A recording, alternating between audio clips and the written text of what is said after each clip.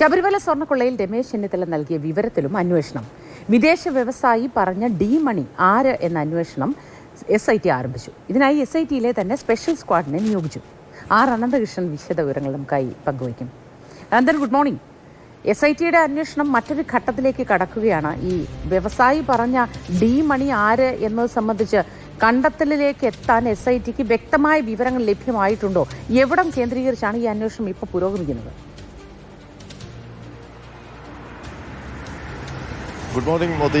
ശബരിമല സ്വർണ്ണക്കൊള്ളയുമായി ബന്ധപ്പെട്ടൊരു പുതിയ കഥാപാത്രം കൂടി എത്തിയിരിക്കുകയാണ്. ഡി മണി, ദാവൂദ് മണി എന്നും ഇയാൾക്ക് പേരുണ്ടെന്ന് പറയപ്പെടുന്നു. ഏതായാലും രമേശ് ചെന്നിത്തലയുടെ സുഹൃത്തായ വിദേശ വ്യവസായിയുമാണ് ഈ ഒരു പേര് അന്വേഷണ സംഘത്തിന് മുൻപാകെ വെച്ചത്. ഇയാളൊരു വിഗ്രഹ കള്ളക്കടത്തുകാരനാണെന്നോ വിഗ്രഹ വിൽപ്പന ഇടപാടുകാരനാണെന്നോ ഒക്കെ പറയപ്പെടുന്നുണ്ട്. അത് സംബന്ധിച്ചുള്ള കൂടുതൽ വിവരങ്ങൾ വരേണ്ടതുണ്ട്. ഏതായാലും രമേശ് ചെന്നിത്തല നൽകിയ പുതിയ വിവരം, ഡി മണി എന്ന ആളും ഉണ്ണികൃഷ്ണൻ പോറ്റിയും തമ്മിൽ വിഗ്രഹ കച്ചവടം ഉണ്ടായിരുന്നു എന്നുള്ള വിവരം, അത് സംബന്ധിച്ച് വിശദമായ ഒരു അന്വേഷണം നടത്താനാണ് SITയുടെ തീരുമാനം. ഇതിൻ്റെ അടിസ്ഥാനത്തിൽ SITയിലെ തന്നെ ഉദ്യോഗസ്ഥരെ ഉൾപ്പെടുത്തിക്കൊണ്ടൊരു സ്ക്വാഡിനെ തീരുമാനിച്ചിട്ടുണ്ട്. ആ സ്ക്വാഡിനെ ഈ ഡി മണിയുമായി ബന്ധപ്പെട്ട അന്വേഷണത്തിലാണ് നിയോഗിച്ചിരിക്കുന്നത്. ഈ ഡി മണി ആരാണ്, ഇങ്ങനെ ഒരു വിഗ്രഹ കച്ചവടം നടക്കുന്നുണ്ടോ, ഉണ്ണികൃഷ്ണൻ പോറ്റിയുമായിട്ട് അയാൾക്ക് ബന്ധമുണ്ടോ എന്ന കാര്യങ്ങളൊക്കെയാണ് അന്വേഷിക്കുന്നത്. പ്രധാനമായും ഈ ഡി മണിയുടെ പ്രവർത്തന മേഖല ചെന്നൈ ആണെന്നാണ് ഈ രമേശ് ചെന്നിത്തലയും ഒപ്പം തന്നെ ഈ വിദേശ വ്യവസായം നൽകിയിരിക്കുന്ന വിവരം. അതിൻ്റെ അടിസ്ഥാനത്തിൽ ചെന്നൈ കേന്ദ്രീകരിച്ചും സംസ്ഥാനത്തിന് പുറത്ത് മറ്റ് ചില സ്ഥലങ്ങൾ കേന്ദ്രീകരിച്ചുമാണ് പ്രധാനമായും അന്വേഷണം നടക്കുന്നത്. SITയുമായി ബന്ധപ്പെട്ട കേന്ദ്രങ്ങൾ പറയുന്നത് രമേശ് ചെന്നിത്തല നൽകിയ വിവരം അത് സംബന്ധിച്ച് അതിനപ്പുറം മറ്റ് വിവരങ്ങളൊന്നും അവർക്കില്ല. അതൊരു പുതിയ അറിവ് കൂടിയാണ്. പക്ഷേ അതും അന്വേഷിക്കാതെ വിടുന്ന കാര്യമില്ല.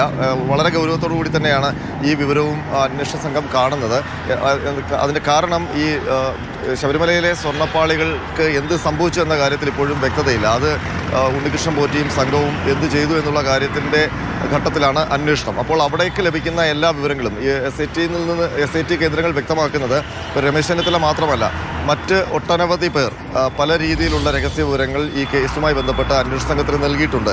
അത് ഇമെയിലായിട്ടും ഒപ്പം തന്നെ നേരിട്ടും ഒക്കെ ഫോൺ മുഖാന്തരവും ഒക്കെ അന്വേഷണ സംഘത്തിന് കൈമാറുന്നുണ്ട്. കാരണം ഇത്തരം രഹസ്യ ഇടപാടുകൾ സംബന്ധിച്ചൊക്കെ വിവരമുള്ള, ശബരിമലയിൽ നടക്കാൻ സാധ്യതയുള്ള കാര്യങ്ങൾ സംബന്ധിച്ച് അറിയാൻ കഴിയുന്ന ആൾക്കാരൊക്കെ മറ്റുള്ളവരുണ്ട്. അപ്പോൾ അവരൊക്കെ SITയുമായി ബന്ധപ്പെടുന്നുണ്ട്, ചില വിവരങ്ങൾ നൽകുന്നുണ്ട്. അപ്പോൾ അങ്ങനെ ലഭിക്കുന്ന ഒരു വിവരവും വെറുതെ കളയില്ല, അല്ലെങ്കിൽ അതുമായി ബന്ധപ്പെട്ട് അത് ഗൗരവത്തിലെടുക്കാതെ വിടില്ല എന്നാണ് SIT ഉദ്യോഗസ്ഥർ വ്യക്തമാക്കുന്നത്. അതുകൊണ്ട് തന്നെ ഓരോ വിവരത്തിലും സ്വർണ്ണക്കടത്തുമായി ബന്ധപ്പെട്ട് ഈ ചോദ്യം ചെയ്യലിനോട് ഇവരാരും സഹകരിക്കുന്നില്ല എന്നാണല്ലോ പറയുന്നത് ഉണ്ണികൃഷ്ണൻ പോറ്റി അടക്കമുള്ളവർ. അങ്ങനെ തീരെ സഹകരിക്കാത്ത ഒരു ഘട്ടം വന്നാൽ പിന്നെ ഇവരിൽ നിന്നും വിവരങ്ങൾ എടുക്കാൻ എന്ത് മാർഗമായിരിക്കും സ്വീകരിക്കുക?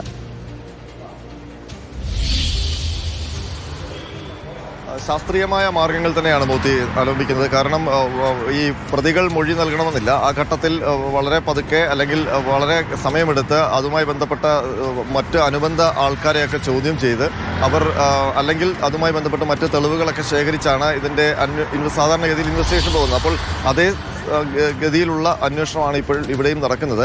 ഇനിയിപ്പോൾ ഈ ഗോവർദ്ധനെയും പങ്കജ് ഭണ്ഡാരിയും വീണ്ടും കസ്റ്റഡിയിൽ വാങ്ങി വിശദമായി ചോദ്യം ചെയ്യാനാണ് അന്വേഷണ സംഘത്തിൻ്റെ തീരുമാനം.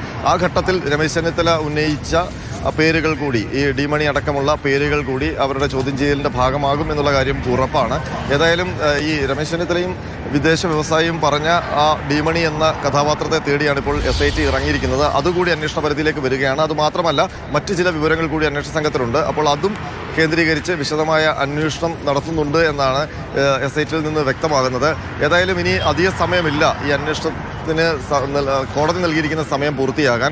ജനുവരി പകുതിയോടെ ഈ അന്വേഷണം പൂർത്തിയാക്കേണ്ടതുണ്ട്. അതിനു മുൻപ് ഇനിയൊരു ഉത്തരമാണ് കണ്ടെത്തേണ്ടത്. ശബരിമലയിൽ നിന്ന് കൊണ്ടുപോയ സ്വർണ്ണപ്പാളികൾക്ക് എന്ത് സംഭവിച്ചു എന്നുള്ളത്. അത് സംബന്ധിച്ചാണ് കൃത്യമായൊരു ഉത്തരം ഈ പ്രതികൾ നൽകാത്തത്. അതിനുവേണ്ടിയുള്ള ചോദ്യം ചെയ്യലും തെളിവെടുപ്പുമാണ് ഇപ്പോൾ നടക്കുന്നത്. അതേസമയം ശബരിമലയിൽ നിന്ന് സ്വർണം മോഷ്ടിച്ചതും അതിൻ്റെ പ്രധാനപ്പെട്ട ഗൂഢാലോചന നടന്നതും ആരൊക്കെയാണെന്നും ഒക്കെ SITക്ക് വ്യക്തമായിട്ടുണ്ട്. അവരൊക്കെ ഇപ്പോൾ ജയിലഴിക്കായി ഉള്ളിലും ആയിട്ടുണ്ട്. ഇനി കൂടുതൽ പ്രതികൾ ഉണ്ടാകും എന്നുള്ള സൂചനകൾ കൂടിയാണ് SIT ഉദ്യോഗസ്ഥർ നൽകുന്നത്.